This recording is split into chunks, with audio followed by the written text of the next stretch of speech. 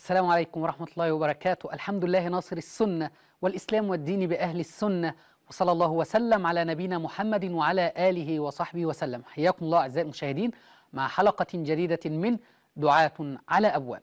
ما زلنا مع ضلالات الخميني، تكلمنا عن ضلالات هذا الرجل، واليوم معنا بدعة جديدة قام بها الخميني. يعني هي تأسست قبل الخميني، ولكن الذي أقامها هو الخميني، وهي بدعة ولاية الفقيه. ما هي ولاية الفقيه؟ هذه الجملة التي مكونة من كلمتين: فقيه وولاية، أو ولاية وفقيه.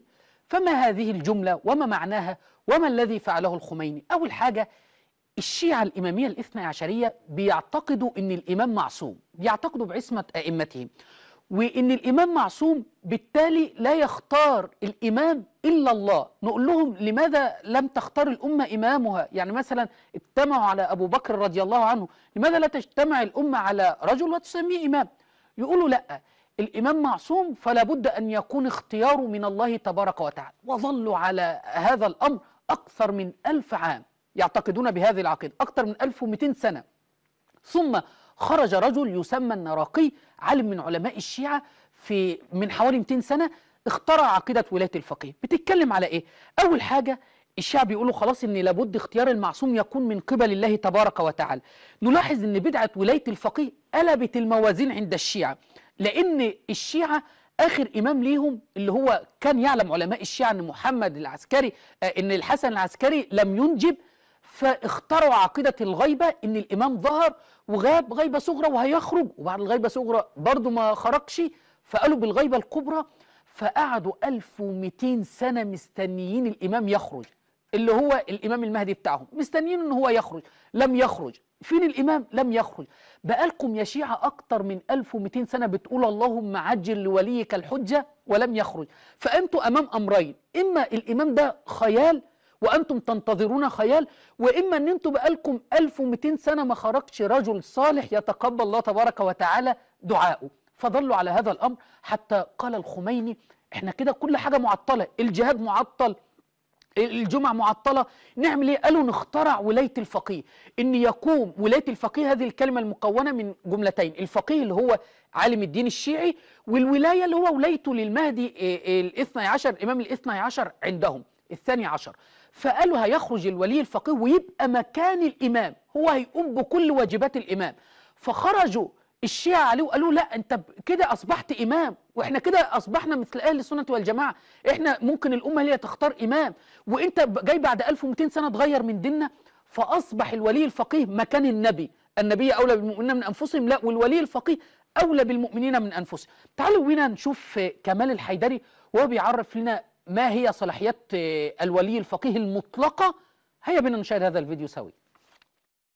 وهذا رأي كثير من فقهاء الإمامية وما بينهما، يعني أنه في الشأن التصدي لشؤون الأمة يبدأ مولانا من الذي يحق له أن يتصدى 5% إلى 10% إلى 20%، إلى أن تأتي نظرية ولاية الفقيه المطلقة، يقول كل الشؤون الثابتة للنبي والأئمة ثابتة ماذا؟ للفقيه الجامع للشرائط في زمن الغيبة.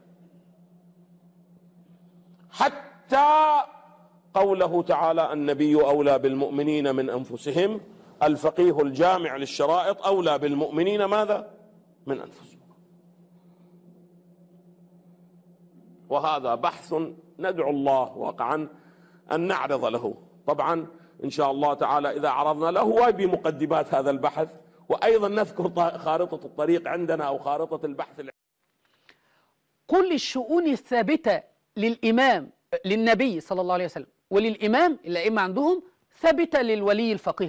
خلاص مش محتاجين المهدي اللي هم قعدوا انتظروه أكتر من 1200 سنة. أجداد أجداد أجدادك يا شيعي كانوا بيقولوا زيك دلوقتي: اللهم عجل لوليك الحجة، اللهم عجل الفرج لوليك الحجة. ومات الجيل وخرج جيل بعدين مئات السنين، 1200 سنة. فقالوا خلاص، خرج الخميني سنة 1979 وطبق ولاية الفقيه، ومن ساعتها خلاص. مع ان احنا هنثبت في حلقة اخرى تكفير علماء الشيعة بل ومراجع للشيعة للخميني، وبعضهم كما قال المنتظري قال ان ولايه الفقيه المطلقه هذه اللي كمان حيدري بيقول عليها ولايه الفقيه المطلقه مكان للنبي للولي الفقيه ومكان للامام، هذه شرك كما قال كثير من علماء الشيعة وسنثبت ذلك. فالشيعة كان اعتقادهم قبل ذلك ان المهدي دور المهدي هو القيادة السياسية والدينية، ولكن خلاص انتظروه كتير ما خرجش. طب هنعمل ايه؟ فخرج الخميني وطبق هذا الامر، واصبح الخميني الان يقام الجمع، واصبح الان يجاهدوا في سوريا كما ترون الان من اجل قتل اطفال سوريا واغتصاب نسائهم. وايضا الخميني قال جملة غريبة جدا. ماذا قال الخميني؟ قال: قد مر على الغيبة الكبرى لإمامنا المهدي أكثر من 1000 أي 1000 سنة، وقد تمر ألوف السنين قبل أن تقتضي المصلحة قدوم الإمام المنتظر. ممكن يمر ألوف السنين وبرضه الإمام مش هيخرج. طب هتفضل الشرائع معطلة اللي النبي صلى الله عليه وسلم ظل 23 سنة يقدمها؟ لا، لازم نقوم بهذه الولاية. وقام الخميني وأصبح هو زي ما احنا بنقول كده الكل في الكل. تعالوا بينا نشوف دلوقتي حسن نصر الله وهو يقول ان إدارة ولاية أمرنا وقرار كل شيء أصبح ليس بيد المهدي، خلاص مش عايزين المهدي، الولي الفقيه. هيا بينا نشاهد هذا الفيديو سوي. ولاية الفقيه أن نأتي ونقول قيادتنا وإدارتنا وولاية أمرنا وقرار حربنا وقرار سلمنا وكذا هو بيد الولي الفقيه. قيادتنا وإدارتنا وولاية أمرنا وقرار حربنا وقرار سلمنا وكذا هو بيد الولي الفقيه. قيادتنا وإدارتنا وولاية أمرنا وجهادنا جلوسنا قيامنا كل شيء خلاص بقى بإيد مين؟ بقى بإيد الولي الفقيه. ما محتاجين مهدي بقى خلاص. مش مهم ان هو يخرج، احنا انتظرناه 1200 سنة ما خرجش، مش مهم ان هو يخرج. على فكرة عزيزي المشاهد، الكلام اللي انا يعني احدثك به الآن قام كثير من علماء الشيعة كفروا الخميني وكفروا خامنئي اللي هو الولي الفقيه الآن اللي بيموت في المستشفى بمرضه للسرطان، ومستنيين مش عارفين لو مات مين اللي هيخرج يبقى هو الولي الفقيه بعد كده اللي هيبقى نائب المهدي. وكفروا حسن نصر الله بهذا الكلام الذي قاله الآن. ما الخميني قال قد مر على الغيبة الصغرى وما خرجش، ومر على الغيبة الكبرى آلاف السنين وبرضه وقد يمر آلاف السنين ولم تقتضي المصلحة خروجه ما خرجش. نستنتج من كلام الخميني هذا شيء غريب جدا. نستنتج ان غيبة إمام الرافضة طالت وربما تطول لأزمنة مديدة ولا ندري متى سيخرج. وأيضا نستنتج من كلام الخميني ان حصل إحباط، ان حصل يأس عند من بارك الله فيكم؟ عند الإمامية الاثنى عشرية. حدث يأس، مستنيين وما خرجش، عدى 100 200 300 1000 1100 1200 عام لم يخرج المهدي، فحدث يأس عندهم. أيضا وأصابهم اليأس ذلك والله ما أصابهم هذا اليأس إلا لأنهم ابتعدوا عن كتاب الله تبارك وتعالى وعن سنة النبي صلى الله عليه وسلم. وأيضا نستنتج إن عقيدة الشيعة قائمة على تطبيق الأحكام الشرعية بوجود إمام معصوم، بس الإمام غاب وكل ذلك كان معطل، فلا بد ان يقوم واحد يقوم بدور المهدي نائب المهدي. شفتم ولاحظت عزيزي المشاهد هذا الخميني اللي بينا اللي بيقول يجوز التمتع بالرضيعه، يجوز الجمع بين المراه وعمتها والمراه وخالتها، لنا مع الله حالات هو نحن ونحن هو وهو هو نحن اللي بيقول بالشركيات ان الصبيعه اعتقاد الصبيعه النجوم تنفع وتضر كما راينا في كتبه وشرحنا في الحلقات الماضيه كثيرا.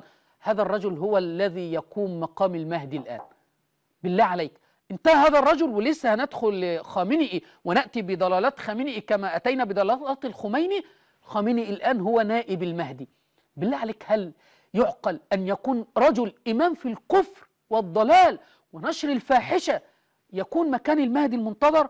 أيضا عقيدة انتظار خروج المهدي نسخت خلاص، يعني نسخت خلاص، لا يحتاجون إلى عقيدة انتظار المهدي. الآن هنشوف حسن نصر الله أيضا تاني من أكثر المدافعين عن ولاية الفقيه بخلاف الشيرازية والسيستاني. كل دول كانوا موجودين أيام الخميني وخلفوه، شيرازي سيستاني وكثير من علماء الشيعة سنذكرهم في الحلقات القادمة.